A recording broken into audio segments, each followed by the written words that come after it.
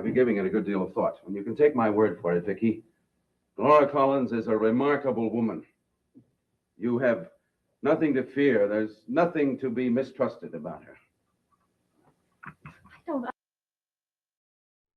Oh, really, Burke? Oh, really? Boy, I hope Vicky stands her ground here. Hello there. I am Joel Sharpton, one half of the Articulate Coven, and this is my watch of the original supernatural soap opera, Dark Shadows. We're all the way up to episode 148, if you can believe it. So close to 150. We're going to round that number this week. And then we're on the march to Barnabas. I think he shows up in 212. I think we start hearing about him in 211, something like that. Anyway, we're close is my point, folks. We're close. All right. I got some good feedback that I wanted to get to here. A couple of things that I wanted to mention from, I was looking in the wrong place. New patrons. We got 2 new patrons this week that had good comments on episodes. Okay. First of all, actually, I'm going to do the softer one first, because one surprised me, but in a good way. It's something that I do want to address. All right, Debbie Gloom, first of all. Debbie found us for the Talamasca show. She was watching the Talamasca. She started listening to our discussions of that, our Anne Rice-based discussions, and then she commented on episode 145 of Dark Shadows. Now, I want to start a full watch of this and listen to your comments after each one. I used to watch 2 episodes a day in college, early 90s. It was on the Sci-Fi Channel. The over-the-top drama made me giggle, but will watch anything vampires related. Okay. And that is exactly how I've been feeling about the show. It's over-the-top drama a little bit. Okay. Which is why I got this comment from another new patron, which, by the way, thank you, Debbie. Thank you, too, to John Allen Caird. John joined us this week. Had not seen John's comments before, had not seen him anywhere, but he joined the Patreon, and I was so excited. He says, this is on episode 142, I was so excited when I found out that someone's reacting to the original Dark Shadows television series. But I have to say I'm very disappointed. I've only been a member for 3 or 4 days, but I was not expecting the reactor to be constantly snickering and laughing at the show, covering his head with his hands, pointing out how he's already ahead of the storyline, criticizing the music, finding fault with the pacing. Instead of enjoying you watching the series, I find myself having to constantly try to overlook your snarky comments. Remember, the only people that are going to watch your reactions are fans of the show like me, people who love the show. So if you constantly laugh at the show and make fun of it, you're going to turn off the fans, and they, in turn, will turn you off. I was really hoping you were going to approach this with a 1966 soap opera mindset instead of a 2025 listen to me snigger at this show. I noticed you don't have any negative comments, but you don't have any positive comments either. I would much rather you just watch the show, get deep into the structure and history of the Collins family and all the legends surrounding them, and drop the snarky attitude. You spend most of your time laughing at the show, covering your face with your hands. I don't see anything in your reactions which show any appreciation of the mystery or the intrigue or the suspense at all of the show. It seems only to be something you just enjoy poking fun at. And I did reply to him, but I'm going to reply here, and this goes to anybody who sees this video and who thinks I'm generally a little too snarky on the show. I don't mean to be. I really enjoy it. It's 1,200 plus episodes. So if I've decided to undertake this, it's not going to be something that I don't enjoy. I enjoy soap operas. I think the medium is really fascinating. I think it is an incredibly important part of the American cultural landscape, especially, but it's seeped into other parts of the world too, and it's informed by other parts of the world, obviously. So I'm excited to talk about the show, and I try to come to every episode excited to talk about it. I do think the particular stretch that you were on and were responding to my responses was a bad stretch. This show has had bad stretches of episodes. It's made hard left turns that were uncalled for in the story and didn't have good justification. And I want to call those things out too, particularly because I do intend to do all 1,225 or whatever it is episodes. And so, like, I am thinking about this as part of my lasting legacy for my online life. I know that sounds silly. It's just a 60s soap opera, but it is important for all sorts of reasons, and nobody else was doing it. I'm going to do all of it.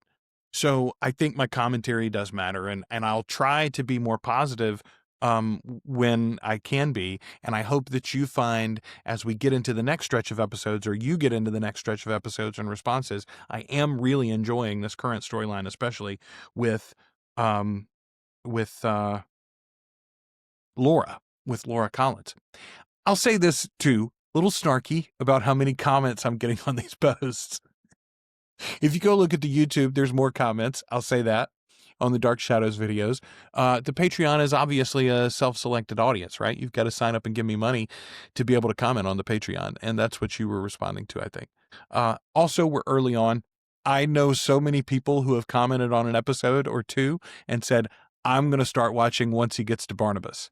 Any sane person would have begun with the Barnabas episodes. And I know that in retrospect. I am not a sane person, sir. I do appreciate you hanging around, John. Hope I haven't offended you, and hope you enjoy these episodes as they come. If you're thinking, what in the world? Patreon? What do you mean? That means you're watching these on YouTube. Go to articulatecoven.com/join. $2 or more a month gets you access to everything we do early and ad-free, including these Dark Shadows videos. I'm doing a bunch of them over there. I'm doing 5 a week, one every weekday for our patrons, whereas if you're on YouTube, you're only getting 3 every weekend. At some point, I guess I'll have enough of a backlog that we'll probably go to 5 a week on YouTube too, but you'll be so far behind then, it will still behoove you to join us if you can. And of course, obviously, if you're not in a position to support the show financially, we appreciate your comments. We appreciate you watching. We appreciate you following the channel, subscribing on YouTube, and sharing it with your friends, especially the ones that might be interested in Dark Shadows or Anne Rice. All right. Let's get into episode 148 of the original supernatural soap opera, Dark Shadows. But if they suspect that... they don't suspect. At least the phraseology that our reports hasn't arrived yet at that particular word. Well, then what do you mean? That they're onto something and they don't want to go into it right away? Exactly what did they say? They said that in the death of the woman they identified as Lara Collins, there's a possibility, an outside possibility, that she was murdered. I mean, I'd say, first of all, good cold open, especially because we were sort of like on our heels. I love anytime you start a TV episode, especially where you are almost even unsure where you are or who it is that's speaking. We obviously cover the worlds of Anne Rice, and recently there was a Talamasca episode that starts in like another language. I think it ends up being... It's Amsterdam, so I guess they're speaking Dutch, maybe? Anyway, it's 2 security guards, and they're, like, doing a crossword puzzle, but you're like, what time period am I in? Where in the world am I? What language are they speaking? Anyway, how does this connect to the story? I love that we were on our heels in that cold open. Very, very good. Also, yeah, she was locked in a house, and the house burned down. I mean, locked in an apartment, and the apartment burned down or whatever, like... Yeah, we suspect foul play. I also like they're now calling her it's the artist formerly known as Lara Collins. the burnt victim formerly known as Lara Collins. Well, it's just possible that the woman who died might have been incapacitated in some way before the fire started. Does that seem likely? She died behind locked doors. She made no apparent effort to escape. That could be a reason for a murder theory. Well, I'm glad to hear you use the word theory, Lieutenant. Of course, it's a theory. So far. I mean, but it's a good one though, right, Frank? Look, couldn't this woman have been overcome by smoke before she could reach the door? Yeah, it's a possibility. Oh, it's more than a possibility. It's the most logical explanation. Maybe. Lieutenant, allow me to remind you that a murder charge requires proof of motive and proof of opportunity. You don't have to remind me of anything. No charges. Yeah, no charge has been filed because they're not accusing anybody yet. Because someone has been killed by murder is not accusing anyone of murder. Frank's here defending, by the way, Mrs. Collins when he's supposed to be working on her divorce from Roger. I'd be inclined to agree with that if we hadn't come up with a witness. A witness who tells a completely different story. What is it? There's a woman who lives in Lara Collins' apartment building in Phoenix. She claims she saw Lara Collins on the day of the fire. Okay, we know that she was already in Collinsport on the day of the fire. I think we know that. The first time that Maggie sees her in the restaurant and when she first checks into the hotel, I believe was the same day that the fire took place. So that would lean very much into the supernatural of this whole thing, in that she literally burned that place down and then transported to Maine. Again, I talked about it in the last episode, but like the fact that or the last couple of episodes, but the fact that they keep tiptoeing around supernatural, this one's going to be hard to tiptoe, is my point. Well, what's this important thing you wanted to see me about? Well, after you left yesterday, I became a little concerned about your attitude toward Lara. Oh? I've been giving it a good deal of thought, and you can take my word for it, Vicky. Lara Collins is a remarkable woman. You have nothing to fear. There's nothing to be mistrusted about her. I don't... Oh, really, Burke? Oh, really? Boy, I hope Vicky stands her ground here. At all. Yeah. Is it so unusual for a man to admit that he was wrong? I mean, first of all, it is unusual, yes. Well, today you're talking about Lara Collins as if she's the perfect woman. Lara is a troubled and lonely woman. And anything anyone can do to make life easier for her, it should be done. What made you change your mind? I told you. I thought it over. Yeah, and you talked to her too, Burke. Yesterday, you told me how you used to feel about Laura before she married Roger. I'm not ashamed of that. Neither is she. We loved each other. But she married Roger. That was quite a shock to you, wasn't it? Yes. You couldn't believe that she could do such a thing, could you? Are you suggesting that she couldn't be trusted then and shouldn't be trusted now? No, of course not. No. She's saying you don't know this woman as well as you're saying you do, Burke. She's also saying that you are easily manipulated by this woman. I'm not talking about Lara Collins. I'm talking about you. Yup. The way you used to feel about her. You couldn't see her clearly.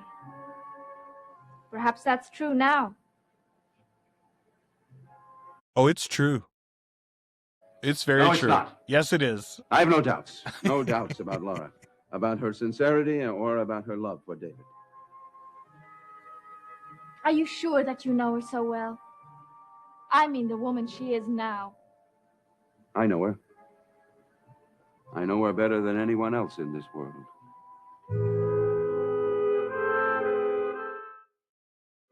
Then you will do what you can to help Lara.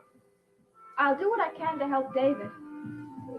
You're Important distinction, ma'am. Excellent work, Vicky. I'm generally a fan of Vicky, but big fan of Vicky so far in this episode. She's killing it. She's not hedging. She's being honest. She's being direct. She's changed. She's not what she was before. Well, you loved her before. You loved her before.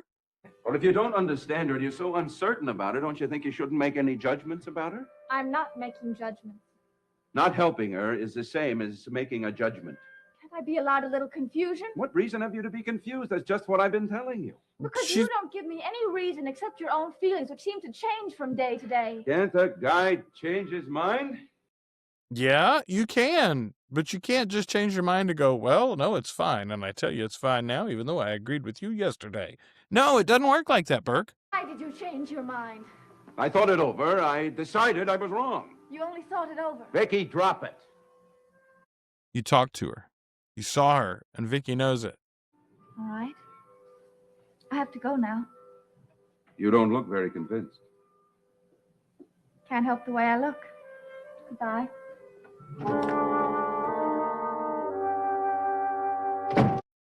I mean, you made the hard sell, Burke. Let's get one thing straight, Lieutenant. You have no basis for accusing Lara Collins of any. I do not understand. This man was brought in to work the divorce case for Roger Collins to get rid of Lara Collins. Why is he here discussing with this state police officer anything about this case in Arizona other than the script, which I'm just pointing out the silliness of this particular plotline. Yeah. Oh, would you ask her to wait a minute, please? Now tell whoever it is to make it less than a minute. I'm practically out the door. Thanks again, Lieutenant, for everything. Thank me for the facts. That's all you got. All right, I like that, Lieutenant. This is going to be Vicky that's coming to see Frank, I'm sure, right? Frank, Oh, Vicky, how are you? Come in. are you busy? I didn't want to barge in and disturb No, you. no, I'm glad to see you. Good. I'll only stay a minute. I need some advice. Well, anytime, you know that. Sit down. Speaking of, since I mentioned it earlier in my intro when we were discussing the feedback, I do love the soap opera medium, and here's a great example of it. This is like minimization of resources, right? And streamlining the story that you're telling in a given episode for resource management. You have 4 actors already in this episode. You've got Roger not Roger. You've got Frank and the lieutenant, and then you've got Burke and Vicky. Now, the lieutenant and Frank have ended their business together. So the lieutenant goes away and will no longer be in this episode, probably. But what can you do that's not immediately, like adding another character? You can have Vicky go see Frank. I mean, it is just what I mentioned earlier about why have the lieutenant and Frank discussing this at all at this point. It's just to get all of that out into the show, right? This is also convenience. It's like artifact. I don't know what the word I'm looking is. It's like, yeah, it's artifice is what it is. That's what I'm talking about. Yeah, it's like leftover from the building of the thing, basically. But that doesn't make it bad. That makes it interesting to notice and discuss, I think. Have they identified that woman yet? The one that died? No, not yet. Was he able to tell you anything new? Yes, he gave me the facts. And I don't like what they all add up to.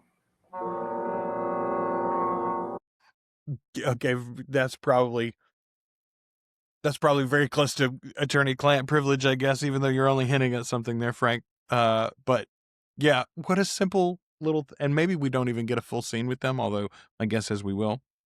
And now, very clever use here. We're going to get Burke with nobody on the other end of the phone call. Tomorrow, and I will not be at Logansport the day after tomorrow. And I very likely will not be at Logansport the day after tomorrow. You'll have to handle it without me. That's what you're paid for. Come on in. Oh, there's our 5th actor. Man, I started to call him out for this earlier, but okay, so here he is. He's swooning over Lara Collins again on the dock the other day. And then now he's wooing Vicky in his hotel room to try to make her do his bidding and help Lara out. And also he's stringing Keryn along all at the same time. Being busy seems to date from that trip to the cottage. You know, it's been a long time since I've thrown a young and beautiful girl out of my room. But this looks like it's going to be one of those special occasions. I've missed you, Bert. I'm sorry, I've been busy. Stop saying you're sorry. I didn't come here for an apology. No. She came here for some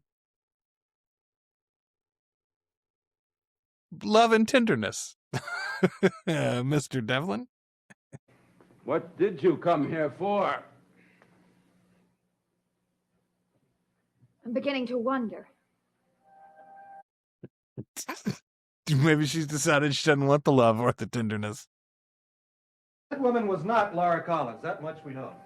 Only if they could identify that woman, it might clear up the whole Okay. thing. Well, they're working on that now. I mean, you don't know that it wasn't Lara Collins. you assume that it wasn't Laura Collins because you believe this woman is Laura Collins, and therefore Laura Collins can't be dead on the other side of the country. But what if it ain't Laura Collins that's here in Collinsport? Well, anyway, the identification was made by a Mrs. Henworthy. Mrs. Henworthy is rather elderly, and her sight isn't what it used to be, and she says she could have been mistaken. Was it somebody that Mrs. Collins knows? Oh, yeah. Oh, yeah. She knows her. Mrs. Collins. Mrs. Collins? I'm afraid so. But that's impossible. Mrs. Collins left Phoenix 5 days before that fire. Did she? She said she did. Oh, I know what she said. But is she telling the truth? That's the question.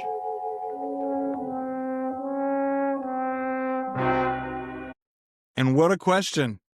All right, I was wrong. We did get a full scene with the two of them. We've had good times together.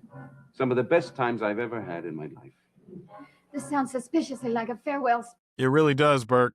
I think maybe it would be a good idea. It would be best if we didn't see each other again. Best for whom? For you and my Aunt Lara? Yeah. Think whatever you want to. Please, we're so right. No. Oh, Carolyn, no, ma'am. Oh, we don't chase men who don't love us. Do you see her often?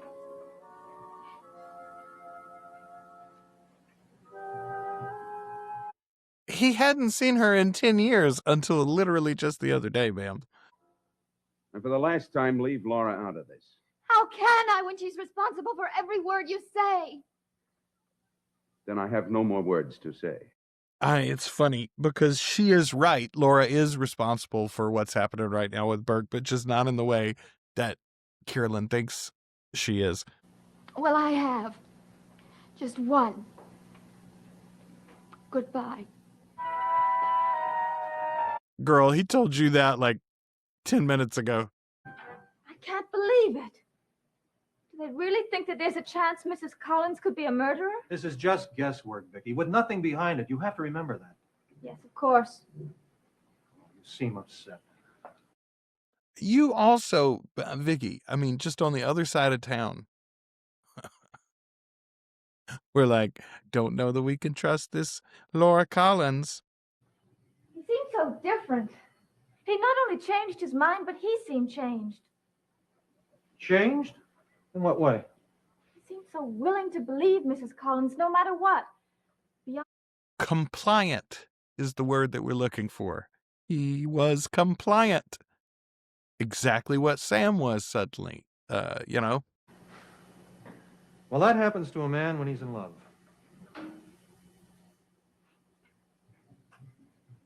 I had the feeling it was something different from love. It is. Y'all just don't know it yet. Well, perhaps I should encourage David. After all, he needs a mother. And we would be wrong to judge Mrs. Collins without being sure. I mean, yes, we would be wrong to send Mrs. Collins to jail because we are not sure that she committed murder. We would not be wrong to be hesitant in handing over a child to her because we're not sure that she's a murderer. Is that what you really think? No. At this point, I may be right, and I may be wrong. But I'm going to do everything I can to keep her away from David. There you go. All right. Pretty good wrap up to that episode. A little bit of water treading. We're getting so close to 150, though. They're building up to, I imagine, another big roll around, some shift. Stars in Flaming Man. Star, the Wednesday night movie in color tonight. Flaming Star. That's an Elvis movie I don't know, airing on ABC tonight. I love those old narrations that we get sometimes in the wrap-ups in the credits. Folks, If you are enjoying these, don't forget to make sure that you subscribe to the YouTube channel to get them all the time. If you're in a position to do so, go and join us on Patreon if you're not already. ArticulateCoven.com/join. $2 or more a month gets you access to everything we do early and ad-free, including these Dark Shadows videos. We're doing 5 a week for patrons over there. Thanks to all our new folks who have joined, and if you're a patron, you've got access to ArticulateCoven.com/events. Well, everybody's got access to that. But if you're a patron, look at the top of the Patreon page. You can find the 2026 Convergence link, and you can buy your tickets right now to join us in New Orleans for Halloween 2026.